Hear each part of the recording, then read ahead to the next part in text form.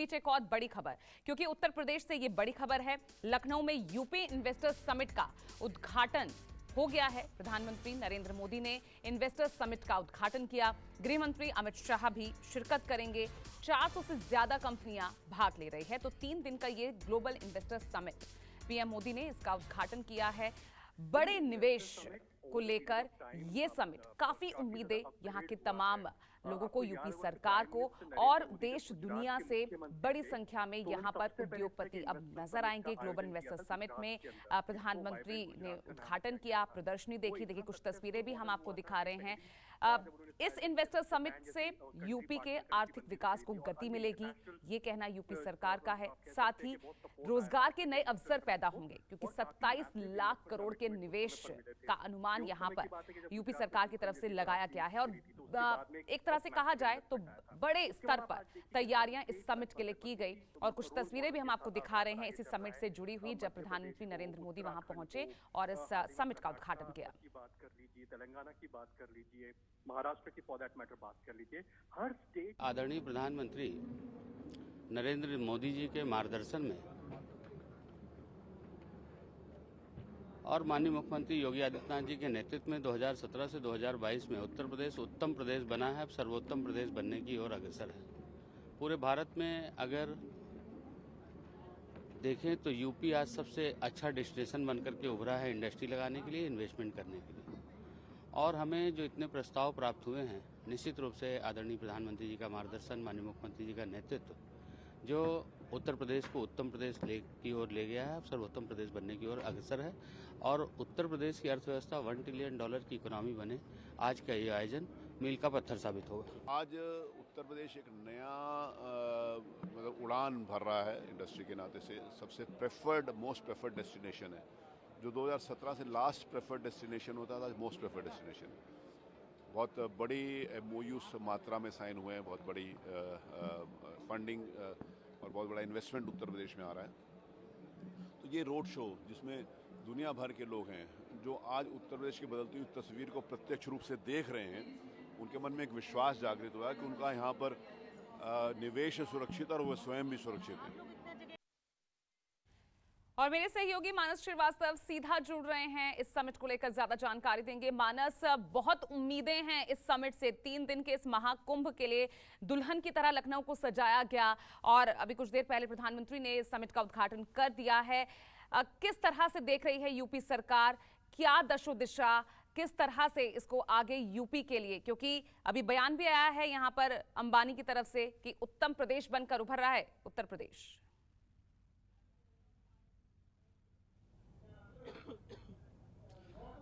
जी, अंबानी से पहले कुमार मंगलम बिरला ने भी कहा था कि यूपी प्लस योगी बहुत है उपयोगी।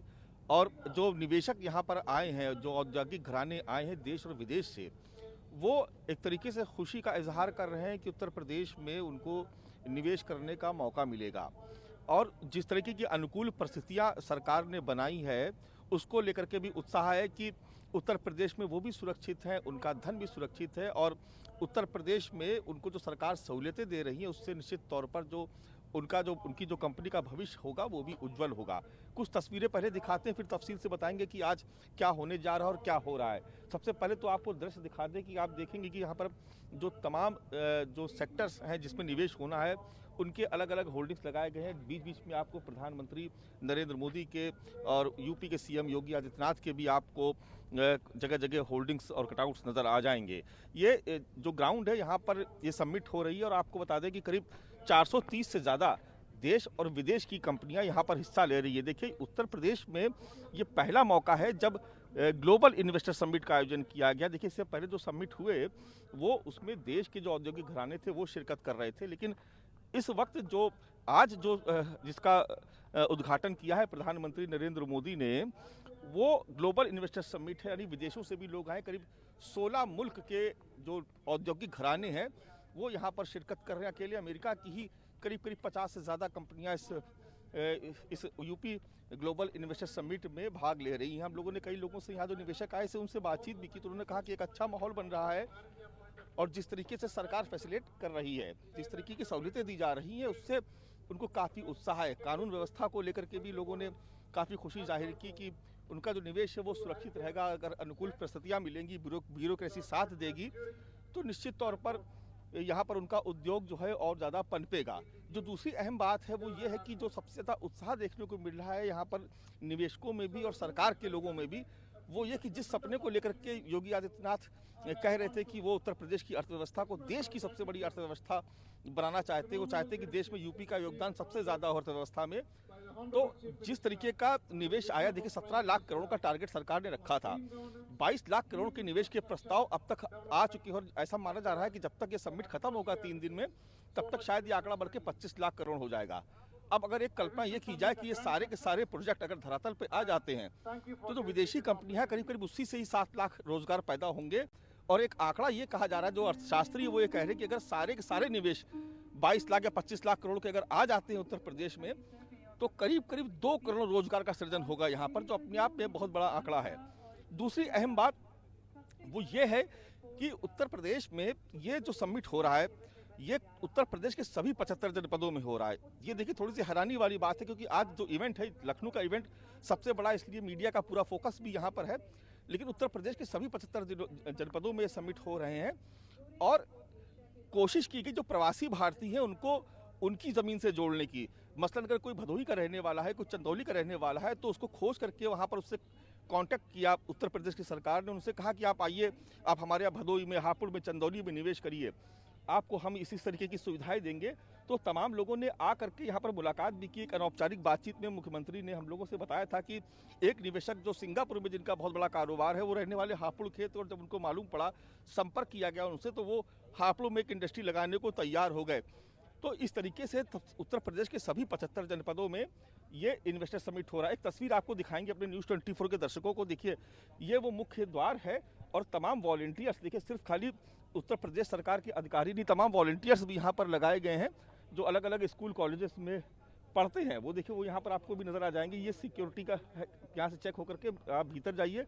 और वहाँ पर इस वक्त समिट चल रहा है। जो पहला सेशन है, जिसका उद्घाटन अभी प्रधानमंत्री ने किया, वो सेशन यहाँ पर शुरू हो चुका है और कुछ देर में भी प्रधानमंत्री का संबोधन भी होगा।